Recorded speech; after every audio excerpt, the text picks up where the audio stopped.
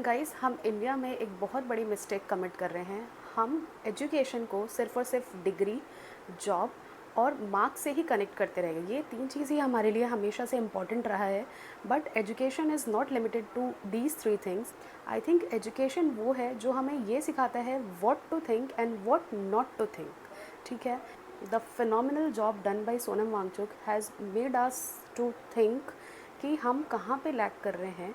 Like it is in the news everywhere, somebody is supporting him and somebody is opposing him.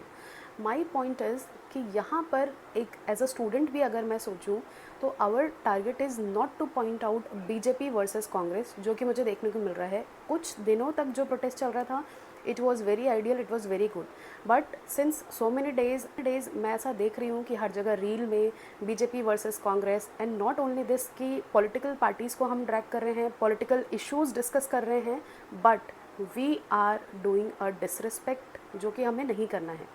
Japan, Finland और Germany जैसे countries में education का मतलब सिर्फ ये नहीं होता कि उन्हें सिलेबस कंप्लीट कराना है। In fact they focus on developing an innovative mind, ताकि इनोवेटिव माइंड इनोवेटिव तरीके से सोच सके। अगर कुछ गलत हो रहा है तो उस गलत होने पर अपनी आवाज़ उठा सके। बट मैं यहाँ पे ये कहना चाह रही हूँ, India is the fastest growing country, और अगर स्टूडेंट्स जो यूथ यहाँ पे जो मेजॉरिटी ऑफ प्रोपोर्शन जो पॉपुलेशन का है वो यूथ है, और अगर यूथ का ही एग्जामिनेशन ट्रांसपेरेंसी और अपने ही गवर्नमेंट पे से ट्रस्ट उठ जाए, then there can not be a worst point than this कि आपके ही युवा जो हैं वो आपके गवर्नमेंट पे भरोसा नहीं कर रहे हैं। उनका पूरा जो एक मोटिवेशन होता है कि बहुत अच्छा कर दिखाना है किसी एग्जामिनेशन को क्रैक करने के लिए, वो जी जान डालते हैं। कई लोगों के पास रिसोर्सेज नहीं होते हैं, कई लोग कितनी मुश्किल से पढ़ाई करके वो एग्जामिनेशन में बैठ रहे हैं। उन्हें कैसा लगेगा जब पेपर लीक हो गया हो, एक बार नहीं, 2 बार नहीं, हज़ारों बार।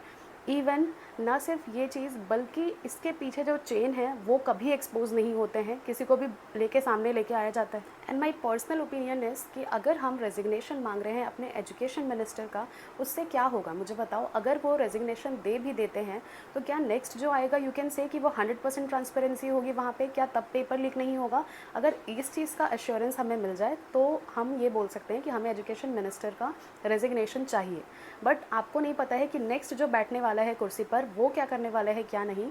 तो यहाँ पर जो भी प्रोटेस्ट चल रहा है, आई जस्ट वांट कि गवर्नमेंट इतना सा कर दे कि अपने यूथ को मत खोए, अपने यूथ का भरोसा मत खोए। क्योंकि अगर किसी भी कंट्री का अगर यूथ चला गया तो वहाँ पे सिर्फ इकोनॉमिकली भी अगर आप यहाँ से यहाँ चले जाए तब भी आप अच्छे कंट्री में नहीं गिने जाएंगे, क्योंकि आपका यूथ खुश नहीं है।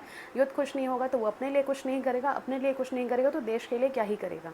तो मेरा सिर्फ इतना कहना है सभी को जो भी प्रोटेस्ट में शामिल हैं, जो इंक्लूडेड हैं, please don't make it as BJP versus Congress. Make it कि एजुकेशन सिस्टम को इतना ट्रांसपेरेंट कर दिया जाए कि हर एक छोटा बच्चा, जो स्कूल गोइंग बच्चे हैं, उनके माइंड में भी ये चीज़ आए कि हमारे इंडिया का एजुकेशन सिस्टम इतना ज़्यादा अच्छा है कि वो मेहनत करने से पहले एक बार मत सोचे कि मैं तो अपना एफर्ट्स लगा रहा हूँ बट गवर्नमेंट तो मेरे साथ गलत कर देगी। अगर आप मेरे इस बात से एग्री करते हो, do comment below and don't make it as a political comment. BJP versus Congress नहीं होना चाहिए। एजुकेशन सिस्टम से रिलेटेड कमेंट करो कि क्या सोचते हो, आपकी क्या राय है, क्या इंप्रूवमेंट की ज़रूरत है। So do comment below.